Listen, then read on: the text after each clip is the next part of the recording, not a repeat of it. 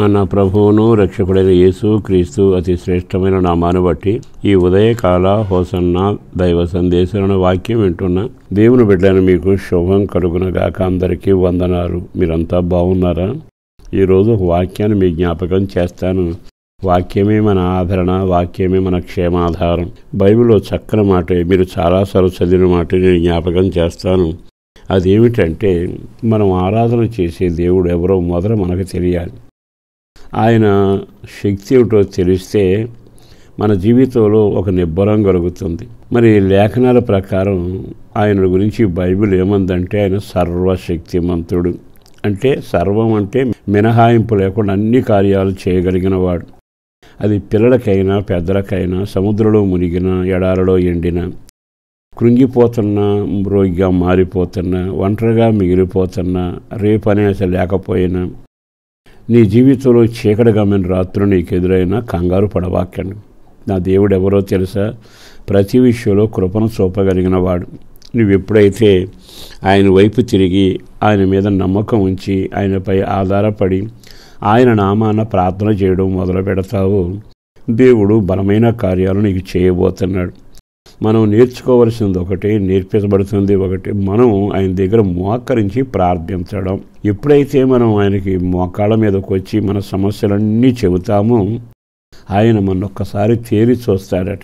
మన ప్రార్థనలో ఆయనకు కొన్ని విషయాలు అర్థమవుతాయి. మన ప్రార్థనలో నీవు తప్ప మాకెవ్వరూ లేరయ్యా అని అడుగుతూ ఉంటే, ఆహా, ఇతడు నా యందు నమ్మిక ఉంచి నాపై ఆధారపడుతున్నాడుగా.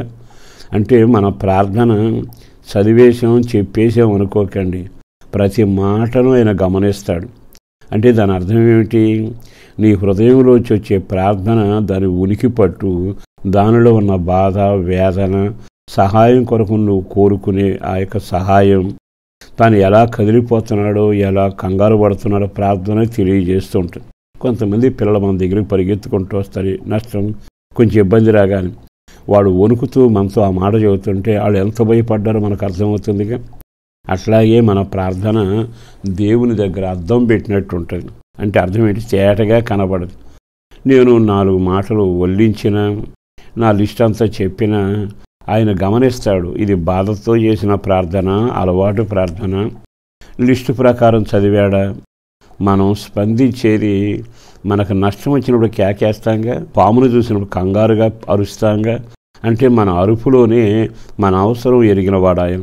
కొంతమందికి ప్రార్థనలకు జవాబు రాకపోవడానికి కారణం ఏంటంటే, మేము ప్రార్థన చేశామండి. నీ ప్రార్థనలో నీ స్పందన గమనిస్తాడు ఆయన. వేదనతో చేస్తున్నావో, సహాయం అవసరమై చేస్తున్నావో, అలవాటు క్రైస్తవుడిగా చేస్తున్నావో, నేను కూడా కరెక్ట్గానే ఉన్నానులే, వాడు చేయికి ఏం చేస్తాడని ధీమాతో చేస్తున్నావు, అన్నీ గమనించేవాడు. కనుక ఈ రోజున నీవు దేవుని దగ్గర చేసే ప్రార్థనను పసికట్టి, లెక్కగట్టి, కాటాబెట్టి గమనించి నాకు అది ఏం చేస్తాడో తెలుసా? నిన్ను కదలనివ్వకుండా సమస్యలో స్థిరపరుస్తాడు. బైబిల్లో 21వ కీర్తన 7వ వాక్యంలో ఇలాగున రాయబడింది. ఏలయనగా రాజు యెహోవా యందు నమ్మిక ఉంచిన వాడు సర్వశక్తుని కృపచేత అతడు కదలకుండా నిలుచు.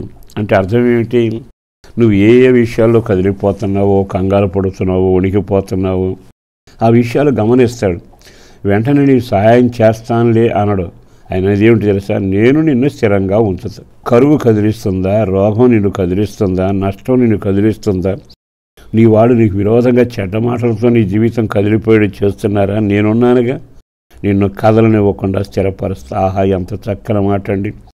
దేవుడు సహాయం చేస్తే బాగుండని అంటున్నావు. సహాయం కంటే దేవుడే నిన్ను స్థిరపరిస్తే సముద్రం దారిగా మారాల్సి వచ్చిందిగా, అగ్నిగుండం కాల్చలేకపోయిందిగా. దేవుడు స్థిరపరిచిన కుటుంబంగా మీరుంటే మీరు ధన్యులు. ఆ కృప మీ కలగాలను సేవకుడిగా కోరుకుంటూ ఈ వాక్యంలో ఉన్న మాట ఏమిటో తెలుసా? కృప చేత నీ పరిస్థితులు నిన్ను కదలనివ్వకుండా స్థిరపరుస్తాడు. తర్వాత జనం చూసి ఏమంటారో తెలుసా? అసలు ఆ పరిస్థితిలో ఎలా నిలబడ్డాడండి అంటారు.